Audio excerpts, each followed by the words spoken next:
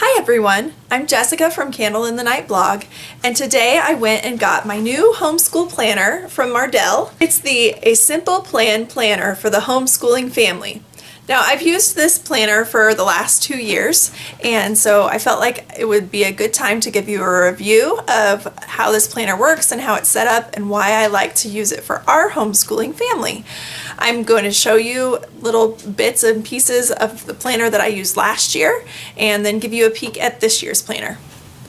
What you see here is the 2018-2019 Simple Plan planner. And I'm going to go through the negatives first because there really aren't very many of them. This year, one of the things I had happen was that my binding kept breaking. It would come undone and then it would bend and it would get broken, and so I ended up with 3 empty holes down here at the bottom. Really not a huge deal, but I wanted to throw that out there for the sake of honesty. The other thing I had happen this past year was I have July, April, September, October, so it should have been August here, but it was not a big deal at all because it was the proper month in the actual planner. The month was correct and everything. 2 years ago when I bought this planner, I didn't think to check the tabs before purchasing, and there were 2 months that were switched around completely. Now I could have returned it to the store and they would have refunded or replaced the planner, but I had already written all my information in the front section and spent a lot of time with the yearly plan, and I didn't want to do that. So I just undid the binding, switched it around, and put the binding back in, and it was not a big deal. So first we're going to look through the 2019-2020 planner, see what's included, and then we'll take a look at how I've used this planner in the past couple of years. So the first section in your planner over here on the tabs is the general info section. And in this section, you have the welcome. It talks about what's included. You have your, basic information page. And then you have a page for information about all of your students. Now I've used this page in the past, I'll tell you right now because I'm not going to show you. I also record our passwords here. So passwords for the games that the kids play on the computer or whatever logins they need, I include here. And then you have a whole bunch of sample pages. So if you don't want to watch through this video, you can just buy this and go here and look at all of these. That's how I learned about this planner the first time I used it. After the sample pages, you get to the planning section, and this is the part that you'll use most intensively at the beginning of the school year. You first have your page that lays out the year for you. I use these to kind of highlight special dates. If we have a week off scheduled, I highlight it in here, and then I can just take a quick glance at the entire year. Make sure that we have all of our days that we need to have available to do school. Then we come to this section. Now this is where you're going to lay out your yearly overview for each of your kids. And I actually use this section a little differently, so I'll show you that in a few minutes. But in this section, there is room for 6 students and 6 subjects for each student. So what you would do basically is you would fill out this page with their schedule and the different subjects they're taking. You could even write, you can write what curriculum you're using for math and English and all of that. And then on this page, you're going to write out what they're going to do each week. So on week 1, and I literally write every single lesson in here that they're going to be doing, because that way it's all there. I don't ever have to go back to the beginning of the book and look through and be like, oh, what are we supposed to be doing today? I can just flip right here and look at the beginning of each week when I do my planning. And there's like tons of these pages here. So I'll show you real quick what I do, because last year I only had 2 kids that I was lesson planning for. This year I'm going to have 3. But on our planning pages, because we did so much together, I started out, filling out a page for Hannah, but I ended up not using that at all. And so at the top I have Hannah and Miriam, and then this is our character and Bible. So, and I actually didn't end up writing down any of the Bible verses that we were reading because we kind of just read through as and we read as much as time dictates. So it's not always going to be the same or laid out like that. But for character, so we would read this week, this week, this, and so on. And I'll show you a more complex page. So, and then like the next page, social studies for Miriam and Hannah, science for Miriam and Hannah, and then I just cross off as we go. So it's, you know, I can look and see how much we have left to go. So this page is our literature page, and it has a lot more information. As you can see, some of the weeks actually have 4 things written in here. And I even write our daily things on some of these, like poetry, where we read a poem a day, but I write it in there so that when I'm then later filling out my lesson plans, I remember to go move it. So, and as you can see, we're getting lazy here, and it's H&M. Now, they do a couple subjects separately. So for this page, it's Hannah and her math, and I wrote every lesson that she had to do, and then we just crossed them off as we went, because we didn't always get through a lesson a day, depending on if it was a more difficult lesson or if it needed more practice or something like that. And so we just crossed them off as we went through, and we're still doing math lessons now. So, but that's what's great about homeschooling. Miriam's math page looks a little different because she was ahead in her math book, so we actually took some time off and did math games during this time and then went on like this. So I only filled out to here, as you can tell in the purple marker at the pen at the beginning of the year, and then filled out more as we went on. So that's just what that looks like. And then I skipped these other student pages. I did not end up using them. Next I want to show you what the monthly pages look like. So we don't actually start in July, but I'll show you that anyway because that's the first month and they all look the same.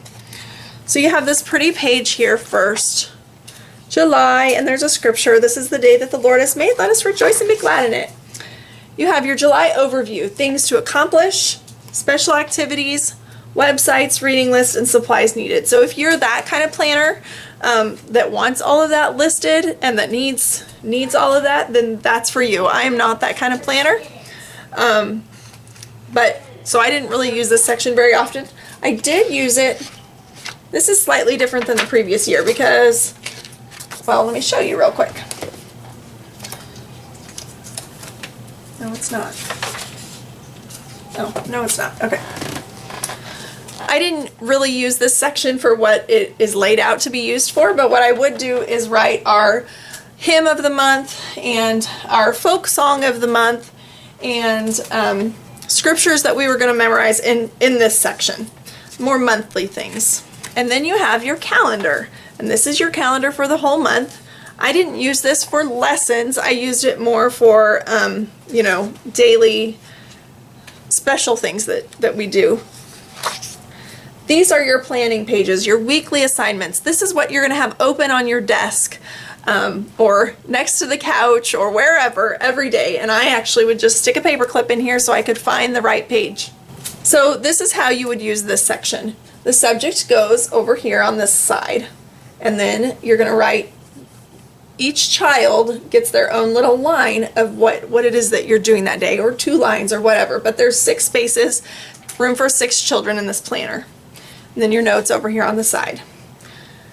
And there's enough of these weeks for every week of the year, from July all the way through the following June. So I'm going to show you what mine look like real quick. Here's an example of a planner page that we actually lived through. This was an actual week for us. This was September 17th through the 21st. I write down the side, science and social studies, literature, language arts, math, character, scripture, extras, and daily and weekly activities. So, and then I just fill them all in. Here's what we did this day, here's what we did this day, and so on. The way that I like to organize is I will also highlight the things that my kids can do on their own. So like their extra math practice, their spelling practice, they could do that on their own. These are books that were audiobooks that they could do on their own. Their handwriting they can do on their own. Everything else was things that we would do together. I live in Missouri, and so we're required to keep track of how many hours of instruction or learning we do during the year. We have to have 1,000 hours. And so I would also track that here. After we completed a task, I would write down how long it took and circle it. So for example, these 2 lessons in the Burgess Animal book took 25 minutes to listen to / talk about, listening and discussion. So, and then I would kind of keep track over here. I also keep a spreadsheet, but I like to kind of tally over here where we're at, where we're at as far as hours go. So this is what a typical week looks like for me in this planner. Most things they do together, but as you can see, here's math. We have an H and an M, an H and an M, an H and an M for every day through the whole entire year. And then I would keep track of like things that they do separately, how long they took. I would just, you know, piano / violin practice, it took Hannah 40 minutes and Miriam 25, and I circle it there. So that is really the meat of this planner, is this section where you're going to be writing everything. And when I do my lesson plans, I would, you know, I'd look at what week we're on, flip back to the planning section, flip back here and write it in. Flip back to the, and just back and forth between what's planned and what is today and what do I need to write down. And I usually do my plans at the beginning of the week so that I'm ready to go and all set. The last section of this planner is the student records section. I will be perfectly honest and tell you I don't use this section at all. You can keep track of your students' attendance. Some states require that, and so this is a really good section for you if you're in one of those states, how many days that you were actually doing school with your kids. And again, there's room for 6 students. Then you have the curriculum tracker, subject and grade you used it, the curriculum and publisher, the source, the price, and the notes. So if you want to keep track of all the curriculum you buy and use, which I may use this year because I'm building my own curriculum, this would be a good place to do that. Oh, and then you have more of that, is the additional materials purchased and the related subjects. So that's a really good resource there. And then lastly, you have the extras section. This is a grading chart that you can use if you do traditional grading system in your school. There is a suggested reading list. So this is awesome, and this is new this year. This was not in last year's planner.